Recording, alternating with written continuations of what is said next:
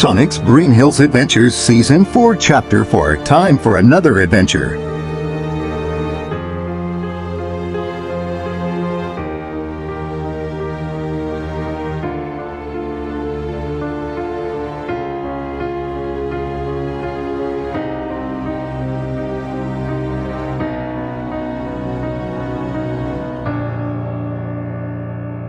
Sonic's point of view. Well, I didn't see that coming. I'm so sorry to hear that. I said in reaction to what Midnight just told us. Thanks, Sonic, but now the problem is how do I get back? But even then, I can't save them.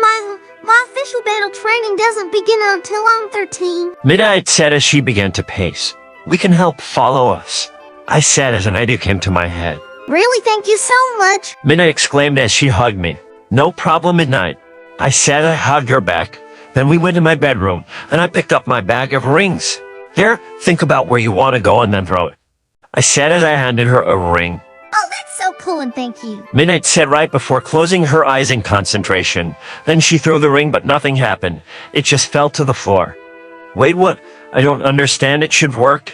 Maybe Longclaw can help us figure this out. I said frantically, and we ran out of the room to find Longclaw. Meanwhile, in Ogie's hideout, right after Midnight disappeared, Jack stood there horrified. No, what have you done? Jack screamed as he turned into his Pumpkin King form.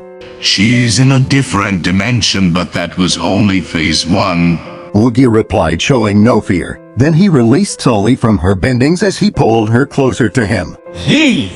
Get your filthy hands away from my wife! Jack demanded as he charged towards them and got a fireball ready. However, Oogie teleported away right as Jack reached them. No, don't worry, girls. I'll find you somehow. Jack said as tears fell from his eye sockets. Sonic's point of view. We finally found Longclaw outside. Hey, Longclaw, we could use your help. I asked seriously. What's wrong, Sonic? Longclaw replied in concern. We tried using the rings to get Midnight home and help her defeat Oogie, but it just fell to the floor. Is there a reason that could explain it? I asked as I showed her the ring that Midnight tried to use. Oh no, something is wrong. They can only be used to travel anywhere on Earth. Oogie really is determined to keep Midnight here for good. Longclaw said in horror. No, but I have to get back. What if he plans to do the most awful act upon Mommy? He did say he had a bone to pick with her. Midnight exclaimed fearfully. I knew this was gonna be hard for her to hear, but it still broke my heart to see her like this. In fact, I got a sense of deja vu as to why I had to come to Earth.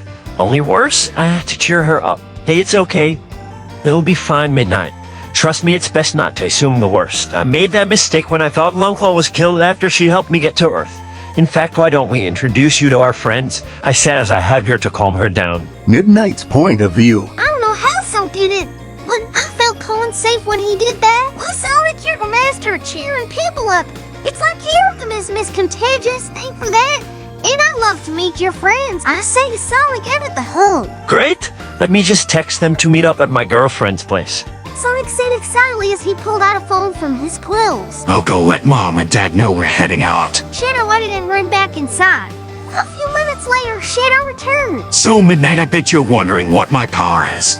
Well, stay close to me. Shadow said as Sonic and Silver were already next to Shadow. I nodded and did the same. Chaos control! Shadow exclaimed all of a sudden. We were somewhere else. Blue teleportation. Fascinating. I said as I backed away a little. Then they walked up to the front door and Sonic knocked on it. Hey guys, you got here faster than usual. Hey Sonic, I'm so happy to see you. Marina said once she opened the door and kissed Sonic. Shadow teleported us here since he wanted to demonstrate it to the new friend I told you about.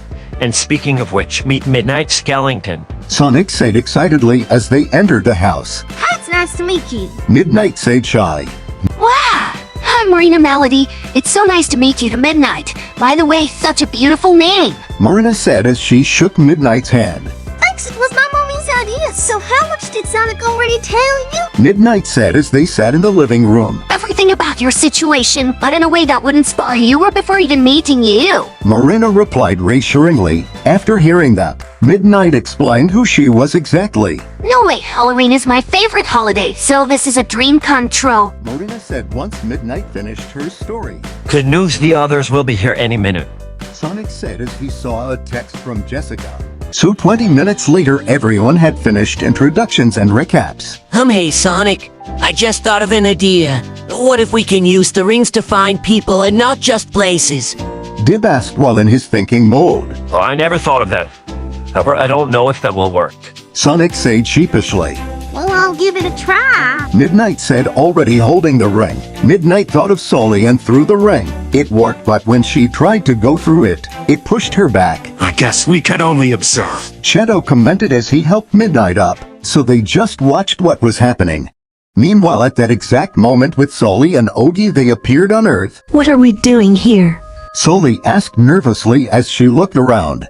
I heard that there is a human scientist who hates everything, including humans themselves, so I'm gonna break him out of here. Oogie said as they approached gun headquarters. Now'll be the distraction. You see, the place is heavily guarded. Oogie said creepily as they hid behind the wall of the gate entrance. Before Sully could protest, Oogie pushed her harshly towards the guards while still staying behind the wall. What is that, Maxo? One of the guards asked as they got in a territorial position. I don't know, Bob, but it's trespassing on government property. Max replied and joined Bob. On instinct, Sully started to run to get away from the dangerous humans.